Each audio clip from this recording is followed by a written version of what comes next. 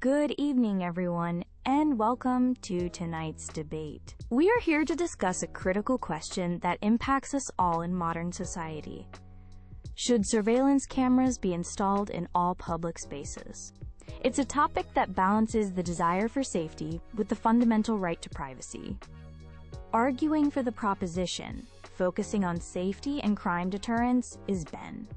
And arguing against, with a focus on privacy and civil liberties, is Chloe.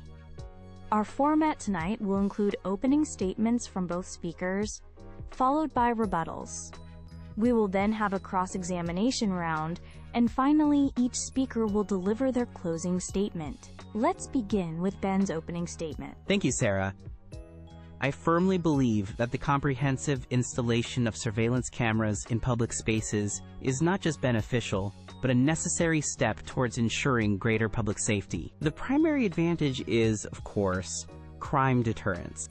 The visible presence of cameras can make potential offenders think twice before committing acts ranging from petty theft and vandalism to more serious assaults. This creates an environment where law-abiding citizens feel more secure, particularly in areas that might otherwise be perceived as high risk, or during late hours when they are more vulnerable. Secondly, the evidential value of camera footage is undeniable in modern policing. When crimes do occur, these cameras provide objective, irrefutable evidence. This footage is invaluable for investigations, enabling law enforcement to identify perpetrators quickly and accurately, and to piece together the events leading up to an incident. Consequently, this leads to more efficient justice, ensuring that those responsible are held accountable, and that victims receive the closure they deserve. Furthermore, beyond active crime fighting, these systems offer a significant level of public reassurance. Knowing that public areas are monitored can alleviate fear and anxiety among citizens. This increased sense of security contributes positively to community well-being and encourages people to utilize public spaces more freely and confidently. I understand that concerns about privacy are often raised in this discussion, and these are valid points that deserve consideration. However, I contend that with responsible implementation, strict regulations, and transparent oversight, the substantial benefits to public safety and societal order far outweigh these concerns. The goal is not to create an oppressive surveillance state, but to employ technology intelligently to protect citizens and maintain a peaceful environment for everyone. We can establish clear guidelines on data access, retention periods, and the specific purposes for which footage can be used, ensuring that personal privacy is respected within reasonable limits in public domains. Thank you. While Ben presents a case for security, I believe the widespread installation of surveillance cameras in all public spaces is a dangerous proposition that fundamentally threatens our personal privacy and civil liberties. The idea of constant monitoring transforms our communities into, quote, surveillance societies, where every action in public is recorded and potentially scrutinized. This pervasive observation can create a significant chilling effect on freedom of expression, association, and even simple, everyday movements. Regardless of whether an individual is law-abiding or not, people may begin to self-censor or avoid public gatherings for fear of being misinterpreted or catalogued, which is detrimental to a vibrant and open democratic society. Moreover, the collection of vast amounts of surveillance data raises serious questions about who has access to it and how it might be used, or indeed, misused. There's a genuine risk of this data being exploited by authorities for purposes beyond legitimate crime fighting, such as tracking peaceful protesters, engaging in discriminatory profiling, or monitoring individuals based on their beliefs or affiliations. We must also consider the security of the data itself. These systems can be vulnerable to hacking and data breaches, leading to sensitive information falling into the wrong hands. Furthermore, the assertion that cameras are a panacea for crime is highly debatable. Sophisticated criminals can easily adapt by wearing disguises, obscuring their faces, or simply moving their activities to unmonitored areas. This often leads to crime displacement rather than genuine prevention. We might see a reduction in one area, only for it to increase in another. Finally, The financial investment required for the installation, continuous maintenance, and round-the-clock monitoring of these extensive camera networks is enormous. I argue that these substantial funds could be far more effectively allocated to alternative crime prevention strategies, such as investing in community policing initiatives, improving street lighting, or funding social programs that address the root causes of crime, like poverty and lack of opportunity.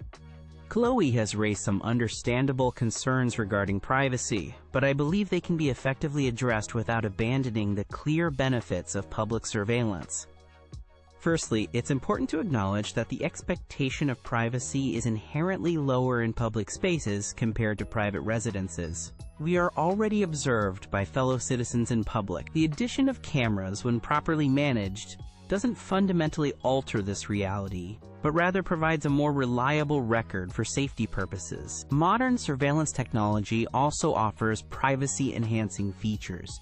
For instance, systems can be designed with automated blurring of faces not directly involved in an incident, or strict, legally mandated data retention policies that ensure footage is deleted after a short period, unless required for an active investigation. Regarding the potential for misuse, I firmly believe that democratic societies are capable of implementing robust legal frameworks and independent oversight bodies.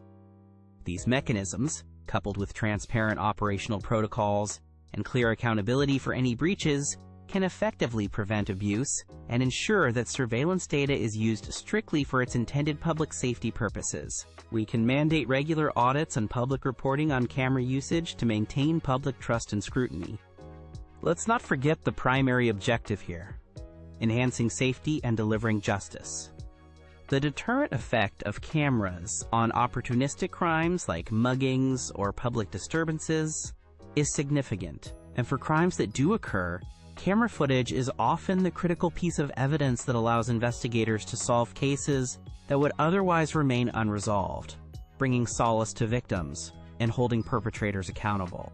Ben suggests that privacy concerns can be easily mitigated, but I believe framing this as a simple trade-off between safety and privacy is fundamentally misleading and dangerous. Fundamental human rights, such as the right to privacy, are not mere commodities to be bartered away in exchange for a perceived increase in security. Once we start down this path of accepting widespread surveillance, it becomes a slippery slope. Where do we draw the line?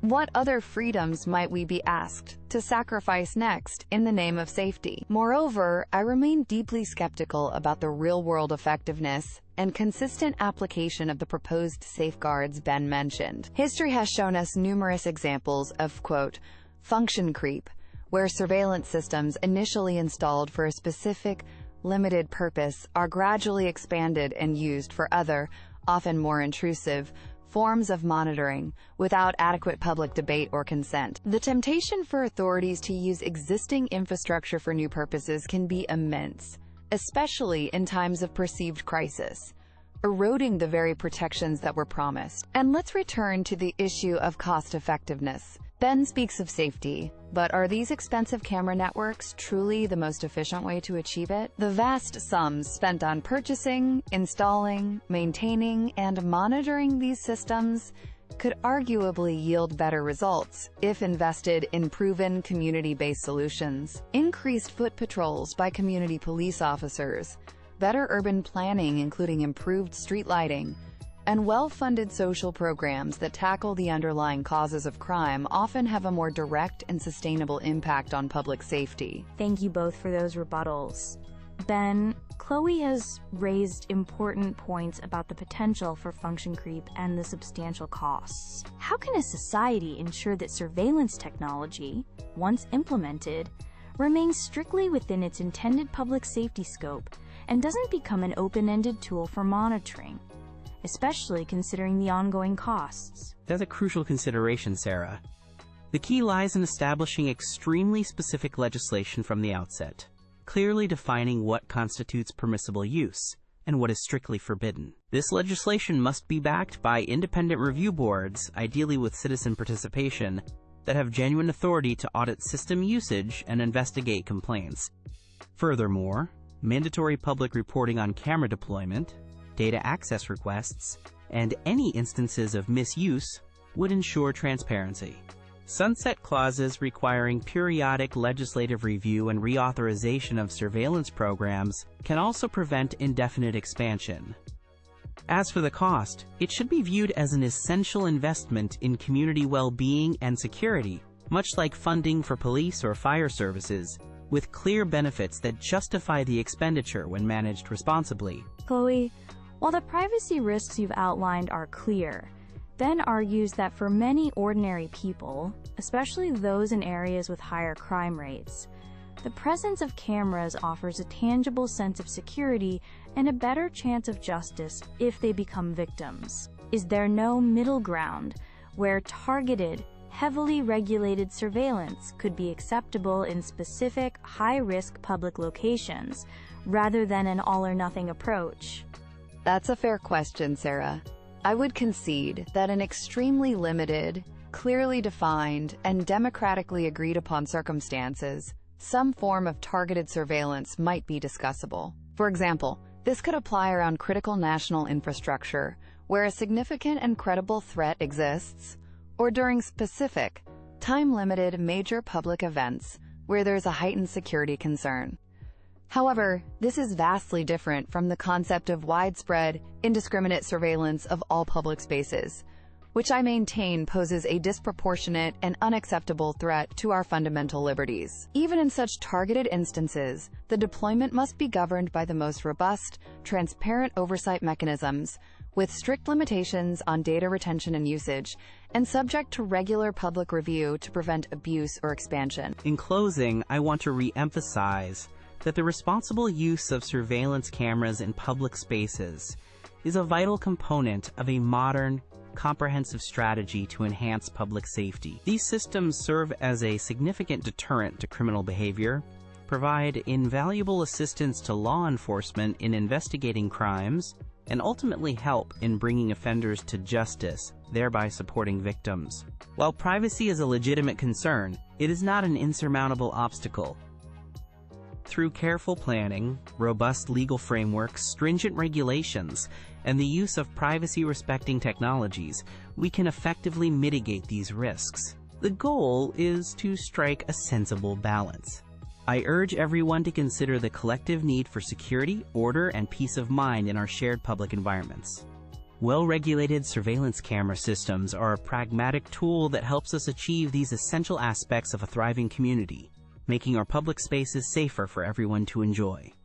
To conclude, I must reiterate my profound concerns about the pervasive use of surveillance cameras in public spaces. Normalizing such constant monitoring fundamentally alters the nature of our society.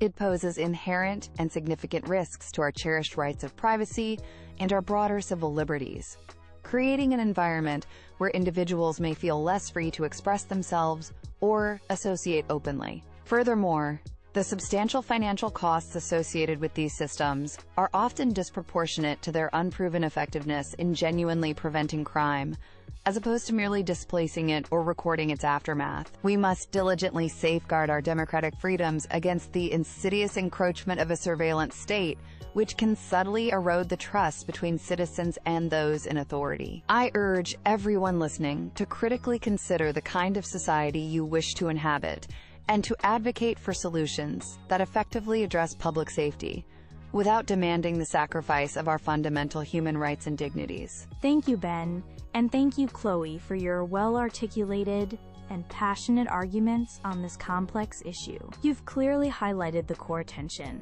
the ongoing societal negotiation between our collective desire for security and the imperative to protect individual freedoms. We encourage our audience to continue reflecting on the important points raised today. Good evening.